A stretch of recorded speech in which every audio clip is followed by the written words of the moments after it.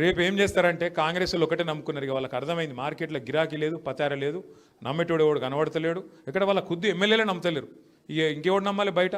అందుకే ఏం చేస్తారు, ఎరికే నాకెరికి ఇక దిగుతారిగా బెదిరిస్తుడు మొదలు చూస్తురు కదా అని. నేను బెదిరిస్తుండు క్యాండిడేట్, ఇది నా అడ్డా, ఇడెవరని అట్లా ఇట్లా చేస్తా, ఇజ్జెత్తా అజ్జెత్తా అని బెదిరిస్తుడు.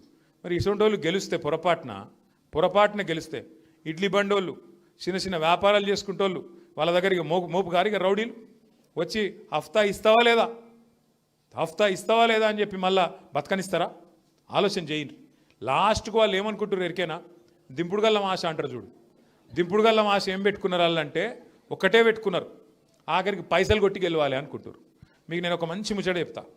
వస్తారు, వరుసలు కలుపుతారు, అక్క అంటారు, చెల్లె అంటారు, అన్న, తమ్మి, బామ్మర్ది, అల్లుడు, లేని వరుసలన్నీ కొత్త సుట్రికాలన్నీ ఉడతాయి. ఇప్పుడు వస్తారు, ఇంటింటికి వస్తారు బస్తీ నాయకులు, కాంగ్రెస్ వాళ్ళు వచ్చి మెల్లగా చేతిలో పైసలు పెడతారు. అవ్వ ఈ 2000 తీసుకో, నాకు మాత్రం ఓటి అని చేతిలో పైసలు పెడతారు. మీరు ఒక్కటే పని చేయాలి.